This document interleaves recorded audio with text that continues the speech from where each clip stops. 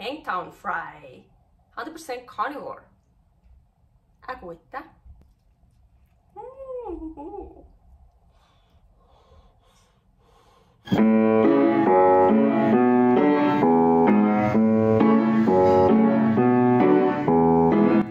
Carnivore Girl's Creative Carnivore Kitchen. No plants, no dairy. The next level cooking show. Carnivore recipes with meat, fish, seafood, eggs, gelatin, flavored seltzer, water, and salt. From super easy to complicated. From quickly done to many hours in the kitchen. I always say everybody's body and brain are different, and you gotta figure out what works best for you. The carnivore lifestyle has tremendous benefits, healing effects, and is the best elimination diet. There are many different ways how to do carnivore. I found a way that momentarily works the best for me. In this cooking show, I'll show you it doesn't have to be boring and can be very creative, delicious, and fun. I already created so many carnivore recipes on Instagram @karnivorgirl, and I have this never-ending list on my phone with tons of ideas. My brain is a gift and a curse. Have fun with this episode. Welcome to my creative carnivore kitchen. In 2 days we have National Oyster Day. So of course I want to make something with nice oysters. Hangtown Fry. So Hangtown Fry is an omelette that got famous during the gold rush in California in the 1850s. So of course I changed up the recipe so it's 100% carnivore. So I want to wash the oysters with cold water. And I want to brush them, especially around like where the seal here, well, where they get opened, so not much dirt gets in.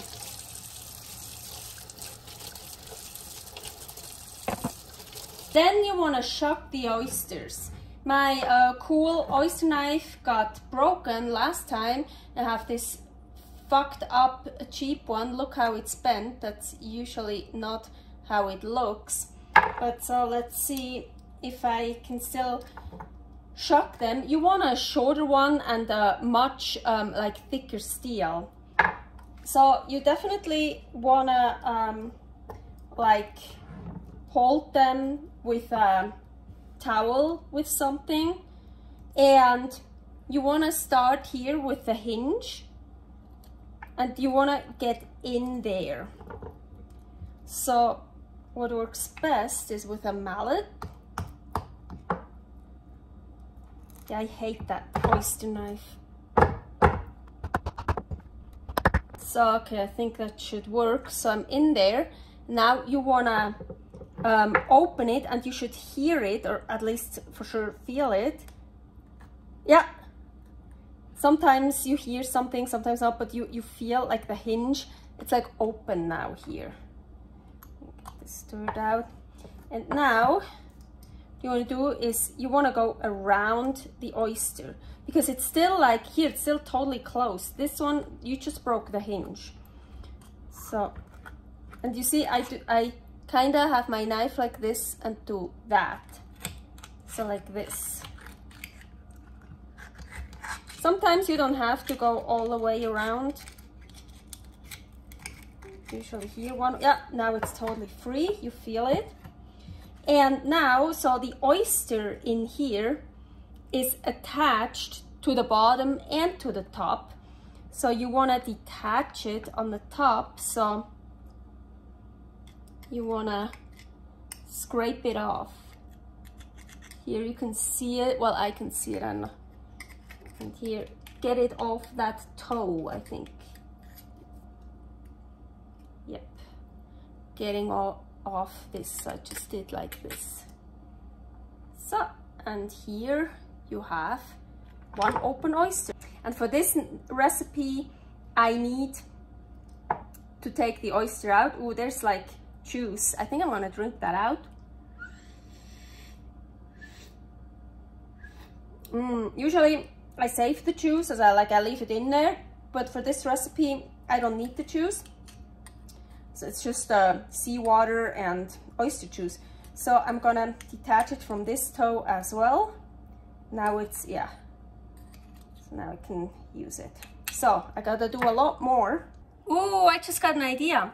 So here I saved the juice from the oysters, and I still have some chicken cello left. Chicken cello, here is a recipe, like different carnivore cellos. So I want to add some of the, ooh, maybe I could even, I thought I could mix it in, but now I have a better idea. I'm just gonna like make some little pieces and put those in here. Ooh. So a little refreshing while cooking. Let's try this. Ooh. Well, I should have put it in the fridge. The oyster juice is not cold anymore. Holy shit. Oh, oh, that feels good. Ooh, and with those chicken cello pieces in it, so good. Honestly, I didn't think it would be that good. Oh, I also added some salt. It wouldn't really need salt. Oh wow, so flavorful. Like, wow, I really feel the energy coming into my body. So good. So I am done shucking the oysters, and I put them on this paper towel. I already tried to pat them more dry. So unfortunately, I have 6 oysters here. I used 3 for another recipe. This time it wasn't good. So yesterday I bought oysters at Winco, like always a dozen. And so the last time I bought oysters, I got like 15 or 18 oysters. I asked for a dozen, I paid for a dozen. So you usually always give maybe 1 or 2 more, because oysters, you never know. So that was last time, and they were all great. They were amazing, they were huge, and they were tasty, they were all good. So yesterday I bought another dozen. Another woman was there, and she was a bit of an asshole anyways. So I got a dozen. I got exactly 12 pieces. No more. So you usually should get more. And one of them was even empty. I could even tell before I opened it, because it was so fucking light. And I mean, the people, they give you the oysters, they have to pack them up, and they check every single one. So she held that fucking oyster in her hand. It was so light. I was like, there can't be an oyster in it, or if something is in it, it's like shriveled up, or I don't know, it's dead or whatever. So I opened it up and it was empty. So 11, and then I think 3 of them or 4 of them, they were open, and you shouldn't use oysters that are open. I put them back in the fridge, or I like tapped on the shell. They didn't close. One of them I still used for the other recipe, because it was really just a slight bit open. I was like, oh fuck, I need oysters. But so the others are in the trash. So I only have 6 for my recipe here that I actually, well, in the recipe it says 12, but I wanted to use 3 for another one. So I wanted actually 9, but because I know usually I get really big oysters, so 9 would be perfectly fine. Even those, luckily they're big, so maybe I'm probably gonna cut them in half. So actually then I have 12 pieces. So over here in the cast iron skillet, I have animal fat, and I'm gonna heat that up on middle heat. And here I already have stuff prepared. Like, ooh, look at this beautiful flour, shrimp flour recipe here. So, and here's 1 egg. The oysters, I cut in half, except for that one here. And I sprinkled some sea salt on it, so it like, it's kind of like foaming up, and yeah, they're kind of getting slimy. So I hope it still works after I cut them up. Well, yeah, it will still work, but. And so I want to add some pink Himalayan salt into this one egg here.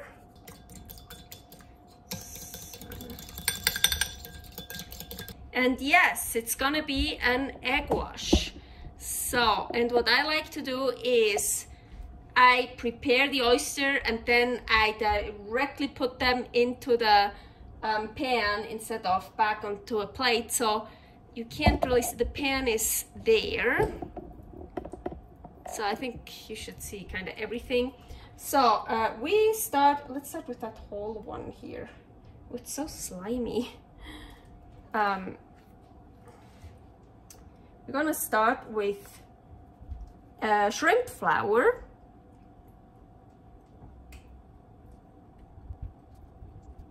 Cover it in a bit of shrimp flour.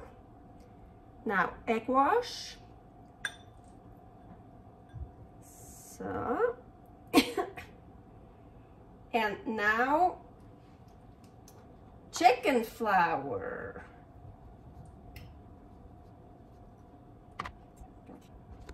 And now into the pan.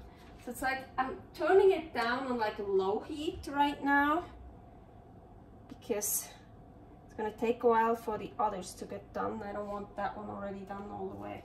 So shrimp flour, actually, you know what? Let's do multiple. By the way, chicken flour recipe is here.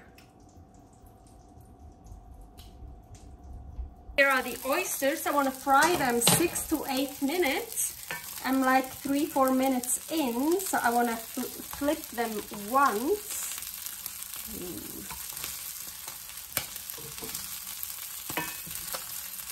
I want to like spread them out so nicely than how I want them to be in the omelette. Here, 6 eggs. Let's add some Sicilian sea salt.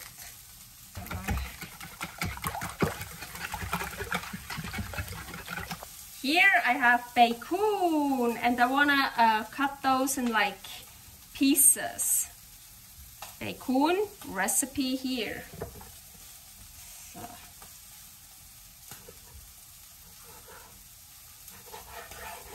Should have cut it when it was still frozen.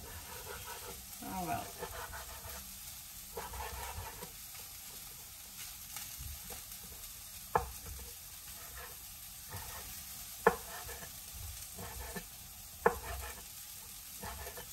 So it says to turn them over only once, but whew, look at this. Yes, so I turned the heat way down. So I want to turn them over again because otherwise I'm getting burned ones.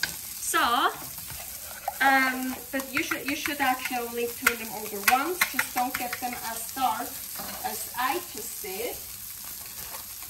And now, yeah, I'm like almost I'm at the lowest. Now when I pull that up, ooh, that over.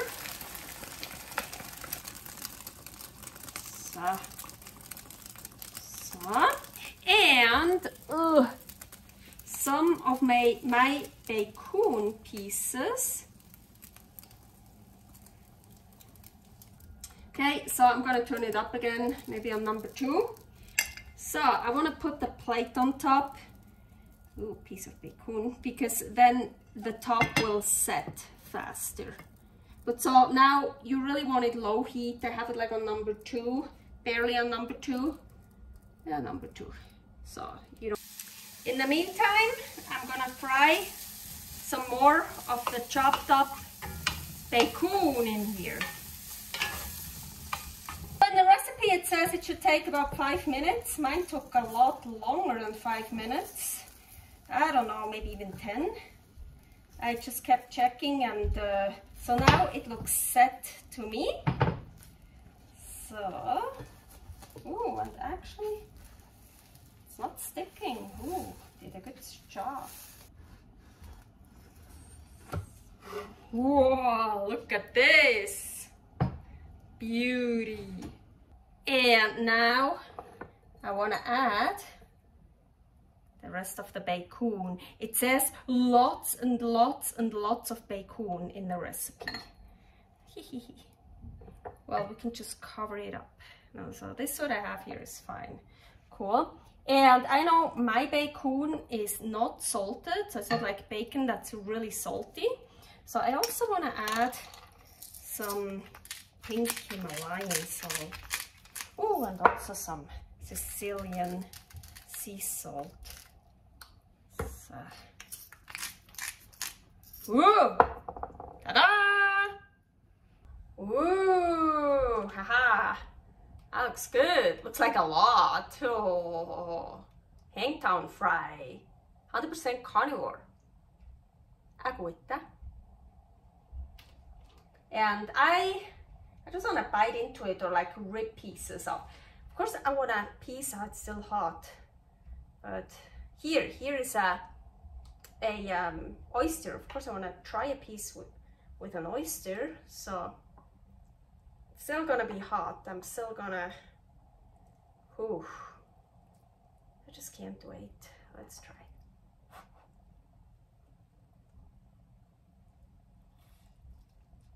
Ooh.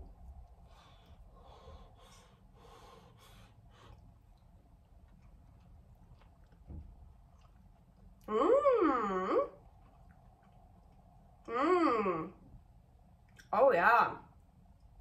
Oyster, egg, Bacoon.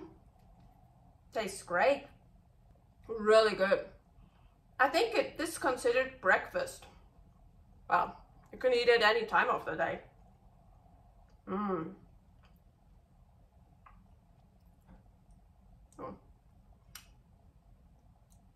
Servus. So, and here, all that rest from battering the oysters, I'm gonna put all that stuff together. I'm not gonna waste anything. So, and I already heated up the Bacoon fat in here.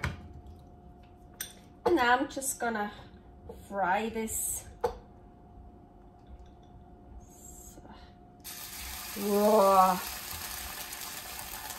Super delicious. You definitely don't want to throw that away.